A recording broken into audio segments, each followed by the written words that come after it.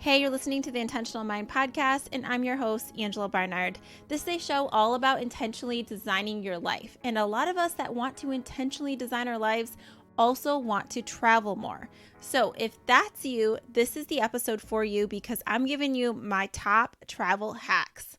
So my husband and I travel a lot, and the reason we're able to do so it really is because of all these hacks. Let me keep it real. But we've learned a lot of things over the years about how to book flights, like where to stay, all the things, because you learn as you travel more, what to do, what not to do. So I'm going to talk about some of those things on this episode with really the goal to help you save more money and have more fun when you travel. So let's just get on with the tips. Here we go. All right. So it's really interesting that while I'm recording this, I'm feeling that pre-travel anxiety kinds of feelings that I seem to always feel before I'm about to go on a trip. And the reason why is I'm about to go on another trip and I need to finish packing and getting the house ready and all the things. And I'm always thinking, like, did I pack all the right stuff? Is the house prepared? Did I submit the work that I need to? Just all of that stuff seems to go through my mind a lot. But the good news is that I created a packing list of the must-pack items for you to see if you're going on any trips, and maybe that'll be helpful to you in the future. And I put it in a Google Doc so you can get access to that document that also describes all of the resources I'm about to share, and my other tips are on that document. So you can get access to that document by looking at the details section of this episode. There will be a link, or you can go on our website at intentionalmindpodcast.com, and if you find this episode, in the show notes there'll be a link to access this document as well, if you want that, just so you know. One of the best budget travelers I know is my husband, hands down. So I was going to him to get his wisdom around giving us all tips on how we can travel smarter and cheaper and just have more fun, because I swear he books like the best trips. And it takes a lot of work to find the best deals and all the things, but we know where to go to even begin on the journey of searching and planning a trip, where a lot of people don't know that. And when I was asking my husband for these tips, he's like, don't you feel like a lot of people know this, Ange? I'm like, no, they don't, honey, they don't. Because I remember myself back in the day, I had no idea where to go to book the cheapest trips. I would have just went on what is that site called? Expedia or something like that, I didn't know where to search to find the coolest lodging at an affordable price and all the things, And there's been many times where we've had family members or friends go to book a trip, and let's say they're doing something with us and they will book something and we're like, no, why did you book that? Why didn't you come to us and ask us first? That costs you way more money for the same thing. And I'm telling you too, we've been on a lot of trips too where we've done group hiking trips and kind of tours and things like that. And it's so interesting because for a lot of those, you'll be with a group and you all paid different prices for the same trip. And it's so interesting because you'll be eating together or something. They'll be like, so what'd you guys pay for this trip? And I'm telling you, we almost always win as far as who paid the cheapest for the trip. But that has to do with my husband's awesome skills, let me tell you. But all right, so we're going to start with flights. So our tips for flights. If you're booking a flight, we suggest that you always start with Google Flights when you're searching for the best flight for you. Why? Google Flights has a lot of features as a search engine compared to a lot of other ones out there. It allows you to look at what day would be the cheapest for you to travel because it has the calendar feature. Even the map feature, you can see sometimes if we're we want to go somewhere, during this time frame, what would be a cheap trip with good flights to fly out to? And it'll show you on the map when you pick your days, you could fly from this airport to that one, or, the location of where a place would be cheaper, the prices are listed on the map. That's what I'm trying to say here. And, I love that it gives you the option to pick multiple airports to see which one is cheaper. Because where we live, sometimes we will drive 2.5 hours to Atlanta because it's significantly cheaper to fly out of Atlanta because it's a major airport compared to the little baby one that we have close by, right? And generally speaking, it's going to be a lot cheaper to fly out of a major airport, especially if you're going international. That seems to be a common thing. Not always, though. Keep that in mind. Everything that I'm going to be talking about here, this isn't something that's always the case, especially with flights. So just keep that in mind. Okay, and then always just be thinking about, too, the dates of travel, because sometimes you can save so much money by seeing on Google Flights that if you flew out like the evening before, it's significantly cheaper, or like the next morning of, and it wouldn't really interfere with your trip so much. Sometimes you can save a lot more money that way. So just want to like look at it and figure out what's the best situation for you. And I love that Google Flights allows you to figure that out with all of their features. That's why we go there. Okay, enough. I know I love it. I feel like I should sponsor Google Flights or something. All right, moving on to when you purchase the ticket. It is very important when you purchase this ticket. Okay, I'm talking about the day of the week. That's really important. And obviously, how long in advance? We like to shoot for about 3 months in advance when we're planning our trips. Obviously, you don't always have 3 months to know, like if something comes up, you get this free time and you want to go somewhere, like, yeah, right, you might not have 3 months. But ideally, if you have 3 months, try to book it at that time in advance. And then try to do it during a weekday when you're purchasing the ticket. I'm talking about when you pull your credit card out, try to do that during a weekday, not a weekend. Sometimes my family members will be trying to book flights and they'll be like, yeah, I'll do it on Saturday. And I'm like, no, you won't. You will not buy that ticket on Saturday. You're going to wait until Tuesday or Wednesday, because in our experience, we have found that Tuesday and Wednesday have been cheaper a lot of times. You know, if we have a chunk of time before a trip. Otherwise, if you don't, you want to get it as soon as possible, right? But like, let's say you have the time to work with. If you buy it on a Tuesday or Wednesday, that seems like it's cheaper to us. This happens often, but it's not a guarantee, because it's also not happened that way too. But just kind of a rule that we kind of stick with. All right. And then the day that you fly out is obviously important too. Usually it's more expensive to fly out on the weekend, like on a Friday, and then to come back during the weekend, like a Sunday. That's usually a higher priced ticket. So a lot of times when I'm visiting family, I will fly out. Sometimes I'll fly out on a Friday, but I'll come back on a Monday. So that's something to consider if you are flexible with your time. You want to try to search through an incognito tab. And you want to do this so that you're not tracked. When they start tracking your flights, it's interesting because your flights tend to go up. I've noticed that. Like sometimes we'll like pull up a different device that we haven't used and we're like, what the heck? This is cheaper than when we were looking on our laptops. And that has to do with like the tracking stuff. So if you open an incognito tab, it just might be able to help you out. We've also been so cheap as to, instead of book our flights together, we've even booked separate flights and then later asked the agent if we could sit by each other. That's a possibility. Sometimes we're not able to sit by each other, but we're willing to do that because it was a cheaper flight. Like that's happened a couple of times. When we looked at like the difference between one ticket each or two together. And we've noticed there was like a difference worth us kind of dealing with and gambling with. But then you kind of got to gamble too with that, because then Ian and I would both have to buy the ticket together right away on two different areas, laptops. That way, you know, he doesn't buy a ticket and then all of a sudden there's no room for me because he bought the last ticket or something. But even if that were to happen, or you made a mistake when you were booking a flight, you usually have 24 hours to call and make a change or cancel it. And that's like a peace of mind. So you don't have to freak out and have anxiety about it. Because I know that I have before when I'm like trying to book a flight. I'm like, is my name right? Oh, is the dates right? Is this right? Did you look at it? Like Ian and I will go back and forth, you know, but it's like really, if you see that it's not, when you get that email confirmation, it's okay. Just call them within 24 hours and fix it. All right, so let's talk about bags. So obviously, if you pay to check your bags, you're going to spend some more money. Most airlines, like American, Delta, like your major airlines, will allow you to have a carry-on and a small bag for free. So the small bag, you can either have it be a purse or you can have it be a small backpack. And I choose to have a small backpack. And then my bigger bag, that I carry on is often my hiking bag. And some people freak out and are like, is that going to be too big? Of course, there's measurements that you have to follow before you have to pay, right?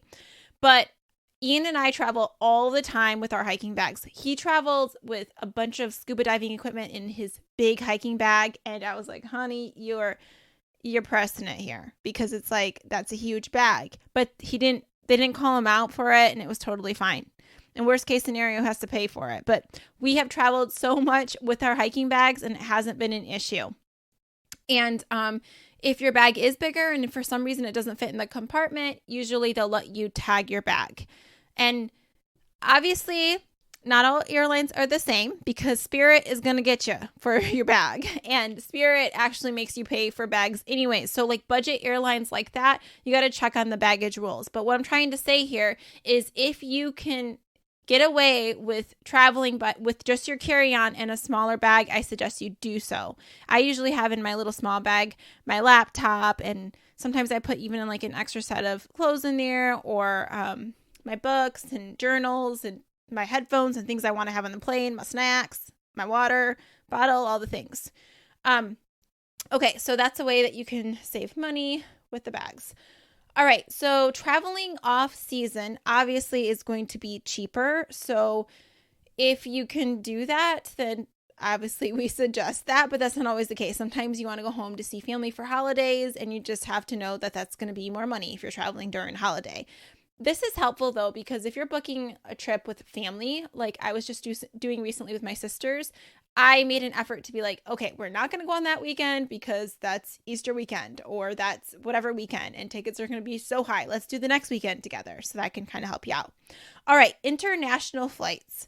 So you can still find flights on Google Flights, but Momondo.com is also a really great search engine if you're looking for international flights. We seem to find a lot cheaper flights on there, but we always compare the different search engines and see where we're finding the cheaper flights. I don't suggest that you just randomly that you buy anything without comparing it to other options. Okay? All right, moving on. I suggest for your flight that you wear your heaviest clothes and shoes on the plane so that you can save some space in your luggage if you need to. When you travel as much as Ian and I do, we're super intentional about this. Like, we will wear layers on the plane, our biggest, because we can take off our coat and stuff. I always do recommend though too on the plane that you do bring something to keep you warm, because sometimes those planes are freezing. So I love to travel with a scarf even that's really light. It's super thin but it's long, and I use that for various things. Like I will use it for a beach cover up, like a skirt. If I'm going somewhere warm, I use it as like a normal scarf. Sometimes I'll use it as like a blanket on the plane. I just love it because I can use it for multiple things. So that's another little tip for you.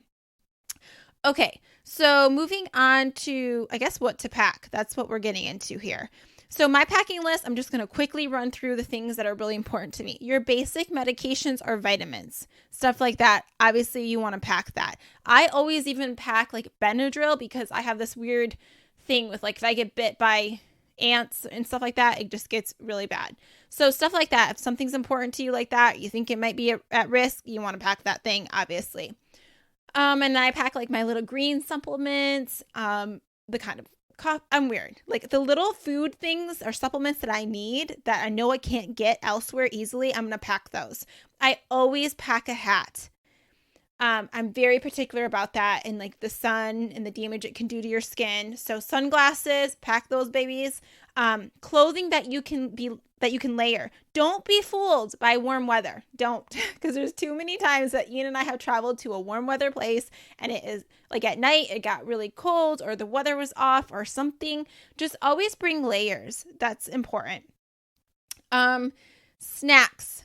Always bring some snacks with you, because even if you're thinking, I'm not hungry right now while you're packing because you just had a meal, don't worry, you'll be hungry later. So I always sometimes I find myself wanting to fall for that. Don't fall for that. Put some snacks in your backpack, and like you can do the packaged ones. So I do like nuts, granola bars. I like the Bumblebee, like tuna crackers things. I really like those. What else do I pack? I always have a bottle with me that I can refill for water. And that saves you money in the airport too. You can go to one of those things and refill your water versus paying $5 for a bottle of water. You know what I mean? So that's helpful. Obviously, you don't want the water bottle full when you're going through TSA. Don't forget about that, pouring that water out and just having that bottle. A pen. Have a pen with you, especially if you're going international, because there'll be paperwork you have to fill out. And there's been times that I've traveled without my pen and I'm like, dang it. And it holds me back and the lines get long and I have to find someone with a pen because, just put a pen in your backpack. And then a notebook is always good to have. You want a journal, things like that. Bring tip money. This is something that Ian and I are like, oh man, we should have got more ones. It's just good to have a bunch of ones and small bills with you so that you can tip people when you get rides or someone helps you out with carrying your bags or just something. We always find that we need those small bills. So carry those. Sandals, bring those. Bring closed-toed shoes. I like to wear the heavier shoes on the plane. And then I also like to bring my running shoes. Rain gear. I like Frog Togs. This is a cheap brand of a rain suit. You're not going to win fashion points here. Let me be real. But you can hike with this suit. We do it all the time. It's super cheap. It's like $20. It's just good to have. It packs nicely. It's awesome because then if it rains somewhere and you're on a trip, it doesn't have to ruin your trip. You can still get out and go see things and stuff. So I have a link. You can get some of those Frog Togs or check them out. Sweatpants. Love my sweatpants. Always bring my sweatpants everywhere because I like to wear them when I want to just chill somewhere. So don't forget your sweatpants. Comfy joggers, travel pants that you can dress up. There's some really cute joggers for us ladies out there that you can totally dress up And then travel dresses that dry quickly. That's my jam. When I'm going to a warm place, they pack so nicely. They get so small and they don't take up much room. They dry super quick. They have sun protection, at least the ones I wear. And I'll give you a link to my favorite ones. They're Columbia ones. And I actually dress them up sometimes. If we're going to go out to a nice dinner, I'll put a super cute flowy thing over it. What are those called? A kimono cover-up thing. And it'll be all dressed up. And then if I want to take that off, I'll go hiking in that dress because it's an active wear dress. I just love them. Anyways, I have a link for that too in that guide. I talked about the thin scarf. Don't forget that. Bring that on the plane. Sometimes you want to cover your face up while you take a nap on the plane. That's super helpful.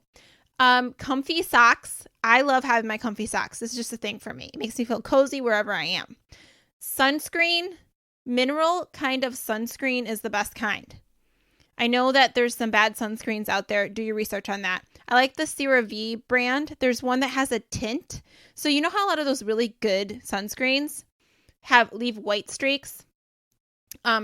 Which it's worth it for your skin. But I like the CeraVe one because it actually is a mineral-based sunscreen, but it doesn't leave the white marks because it's got a tint in it. And it's a light kind of tan tint, and it's just awesome for your face when you're traveling.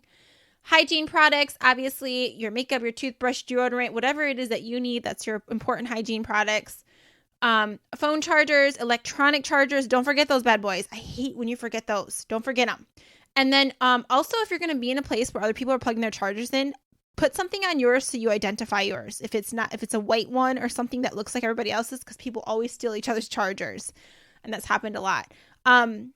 Because accidentally, if you have more people around. And then an external battery pack is really important. Because if you don't have access to plug your stuff in and you need to look up your phone and things like that, make sure that you have something else that you can use. And I have a link for one that's $20 that I really love because it even has a flashlight on it. Another thing to consider here is to take screenshots and pictures of the places that you're supposed to go. Because sometimes you can't connect to the internet and someone's asking where they need to drop you off. Have screenshots and pictures of your passport, any other important documents. All the places that you were going to stay, the addresses of them, anything like that. Make sure you screenshot it. That's something that I often forget. So I'm going to add that to your notes, your guys' guide. Okay. And a book. I love to have a book with me. If I'm going to be somewhere for a while, I can read. I love my waterproof Kindle. This has been my favorite thing. My favorite thing. Because it's I can bring a gazillion books with me. And if this thing gets wet, it's no big deal. All right. let's see here. Oh, and just a side note, the reason why I wanted this waterproof Kindle thing so bad is one of my friends, we were on a retreat and it was pouring rain and everybody ran to hide under this gazebo thing. And he was out there in the pouring rain, laying out on the beach, still reading with his Kindle. And I was like, I need that life. I want that. So I ended up getting myself one. Well, actually, I got one for Christmas. Let's be real. But I loved it. Still do. Okay. So adventure cultural tours is the next thing I want to talk about. So we love to book tours on Tour Radar. Why do we like to book tours? Because, guys, you can do some really fun, adventurous tours. You can do tours that are great for everybody, like from grandma to like active hiking person. You can do that, and they can arrange them for you in that way. And that's so cool if you're traveling with family. Ian and I used to be the people that booked everything that we did. Like when we went to Thailand, we booked all of the transportation, the different ferries, the trains, the taxis, and all the plane switching. And holy cow, it's so much work, and it's so like you don't know the areas right. And so when you have these tour companies, they can do an adventurous travel for you. It can be so like just fun and just different. It doesn't, if you're like, oh, I don't want to do that because it'll be all touristy. I'm telling you, we've done a lot of them, and some of them are not all touristy. Some of them are, but it's up to you. You can book them. You can change them. You can find a tour you like, and then you can say like, oh, I don't want to do this day. Can I switch it to this? Can we add this? Can we add, like we added a cooking class to one of our recent trips.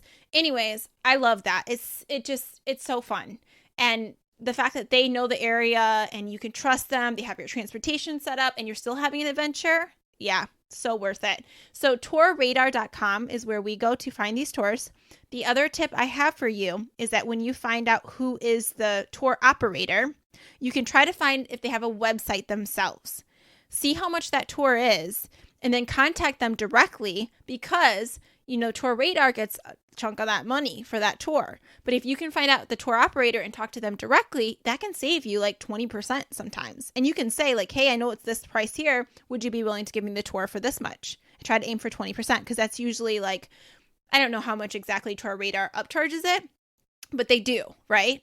To advertise for that company. So that's something to consider. And I have that resource on the guide as well. Let's see here. Lodging, hotels, Airbnb, like where you're staying, you got to be thinking about that. Always shop around and see what are your options. We love to do Airbnb whenever possible. We've stayed in so many cool places. We've loved staying with people like in their own homes. We've had so many wonderful memories from that. But I get, what am I trying to say? I get that a lot of people are like, no, I want my own place. And that's cool because you can still book that on Airbnb. But sometimes it just benefits you because the person that's hosting it knows a lot about that area and the hidden gems. So even if you get your own place, I would definitely recommend when you're asking them questions to say like, hey, what are the places that you recommend the most and stuff like that. Pick their brain.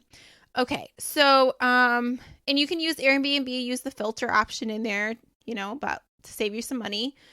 When you're booking Airbnb, some other things to consider is like, what other stuff might they have at the house that's going to save you money, like on entertainment? Like sometimes places will have bikes for you, kayaks, stuff like that. And you might pay $5 more for that Airbnb, but it saves you a lot more money because you were planning on renting bikes, So that's stuff to consider when you're booking as well. Breakfast. I always say to try to book a place that gives you breakfast if you're staying at like a hotel or some other place like that, or sometimes even Airbnb. Because that's going to save you money. That's going to save you money on a meal. And we've had some amazing meals doing that. So look at Priceline if you're thinking of resort options. They tend to be a great place to go to for resorts. We got a really cheap resort last time we went to Mexico from Priceline. Okay, Agoda.com. This is really great for international travel. Like if you're trying to book like a boutique hotel, things like that. We've stayed at some awesome ones in Thailand, in Brazil, all over the place. And they're like, some of them are like $40, but they're super nice and they include an amazing breakfast. So I definitely check that out. And that's for international only. Try to book places that we talked about, save you money on breakfast, that might save you money on transportation. Sometimes like you'll get the shuttle, a taxi stuff like that included in a certain place that you would book, and the other place you wouldn't. Another example would be recently the one place we booked because we got our COVID tests included with them, and that was going to be an extra $75 each. So I was like, sweet, that saved us $150. We booked it with you. So yeah, we're going to go with you because you guys have similar stuff. You know what I mean? So that's when you really want to think broadly. Like, what am I trying to do? What else can they offer me? Entertainment, transportation, meals. Consider that when you're booking lodging. For Mexico resorts, you can also check out cheapcaribbean.com. We've heard from some people that they've gotten awesome deals on that. And then there's a lot of people that your friends or family that might have some deals. Like they might have timeshares or some of those kinds of things. And they have like all these friends and family deals. So you could ask people like, hey, does anyone have a timeshare or something like that? Because you can save a lot of money that way too. All right. Other travel expenses to consider. So you want to consider where you're going to be parking your car when you're traveling. Oops, I hit my mic. All right. So if it's a longer trip, I would suggest that you park off site because that's going to save you a lot more money. Like we go to the site greenbee.com and we usually find an off-site parking and they have a shuttle that brings you to the airport. And sometimes it's totally worth it because like we'll get parking for like $30 when it would cost us like $200 and something, you know? So that's worth it to us. Some people it's not worth it to them. So that's something to consider. Another thing to consider is like if it's cheaper for you to take an Uber or Lyft if you live close maybe to the airport versus you dropping your car off. And all of this depends a lot on, you know, how long you're going to be gone for. You kind of got to check that out. Because if from us in our airport, if we're gone a couple of days, then we can just park there and it'll be like, you know, we save money actually just parking there. But if we're going to be gone a week, it's better for us to just take a Lyft. All right. So rent a car. If you're going to rent a car, do not think, oh, I'm just going to rent a car when I get off the plane. No, it's going to be ridiculously expensive. You want to book that car way in advance, as soon as you know. And there's some sites that you can go on, you can book that car and you don't pay a thing to reserve it. So we like to go on rentalcars.com. Obviously, you can check out Priceline. Costco gives you a second driver for free if someone has that membership. Like I said, book it way in advance. Sometimes too, we've been traveling and people are like, did you get the rental car? Oh, like I thought I was going to. And there's confusion. And it's like 1 week out and the prices are outrageous compared to like a month ago, you know? When you rent a car, don't fall for the insurance thing. Are you going to put insurance on this? It's X amount of additional dollars. Check to see if your own insurance covers cars that you drive. Ours does, so we don't worry about, we just opt out of all the extras when renting a car. So, other ways to save money on food. All right, airport. I'm super cheap, so what I do is instead of like getting all the fancy coffees in the airport and all the things, I always bring my own tea bags and I will ask the like Starbucks or other tea shops and things like that, or coffee shops, if I can just pay for a cup of water. A lot of times they don't charge me, but they'll give me like a 16 ounce of hot water. And sometimes they'll give Ian one too, and we'll have tea. And sometimes it's like the most I paid, I think, was like 55 cents at one point in time. But otherwise, I would have been spending like $5 on some kind of fancy drink, you know? But I do get my fancy drinks sometimes, and that's with my Starbucks gift cards that I get as gifts. And that's really fun. I always save those for the airport. We talked about bringing a water bottle at the airport and your own snacks. That's going to save you money. Other things to think about is if you're in a foreign country, you want to buy a big jug of water. A lot of countries don't have clean drinking water, right? You can buy a huge jug of water versus just keep buying little baby bottles. Buy a big jug of water and refill your own bottle. Makes the most sense, save you the most money. If you're traveling in the U.S., it can be really helpful to check and see what Groupons are out there in the area. And it's always fun to try out new places with Groupons and save money. If you go to a place like Subway or Chipotle, your language matters if you want extra stuff. Like Ian, who always wants like the most olives or something. So instead of saying like, hey, can I have extra olives? It will charge you more by your language. But if you say, can I have a lot of, they just give you a lot more, but they don't charge you extra. That makes sense. It's a mind trick. So that's like a super cheap trick. Don't, like, if you're not super cheap, you don't need to be doing that. You know what I mean? But my husband is. Okay. And then get food at grocery stores. make a plan for yourself. Like maybe you're going to eat out 1-2 meals a day and you're going to eat grocery store food the other times. Make your own meals when you're traveling so it saves you money. Just make a plan for yourself. That's important.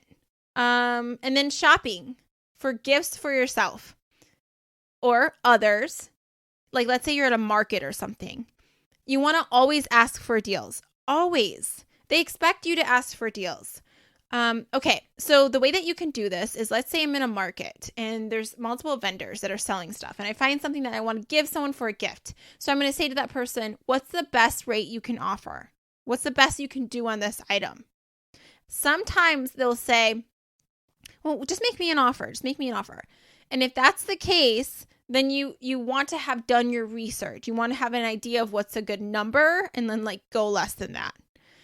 So, like ideally, when you get to these kinds of markets, you want to walk around and check what the prices are for everything and then come back so you have a good idea. Then you can ask the dude, what's the best rate you can do for this? What's the best you can do? And then he'll say like, oh, make me an offer. You can say, well, those guys down there are selling it for this much. Would you take this much and make it be a little less than what is over there? That's going to save you money. And he knows that there's competition, or she. If they just throw a number at you, then we try to aim for like 40% less. And I know that sounds outrageous, but a lot of times they're really throwing that price up and they will take it for less than, or you can meet down somewhere in the middle or something. You know what I mean? What else? When shopping for gifts for others, you go and you do your research first. We like to wait to buy our gifts until we're about to the end of the trip if possible, but this depends on location and where you're at, because then you don't have to travel like with all that stuff and carry it. Even if we go to a market, we will make all of our purchases right before we leave so we're not carrying it through the whole market. But ideally we like to do it at the very end of our trip if we can. All right, so those are all my tips and tricks for now, guys. I have so many more, but I feel like this would go on forever. I hope you got a lot out of this episode. Remember where you can get the guide, and let us know if you enjoyed this episode. Leave a review if you haven't done so. Have an awesome week, and we'll talk to you soon. Bye.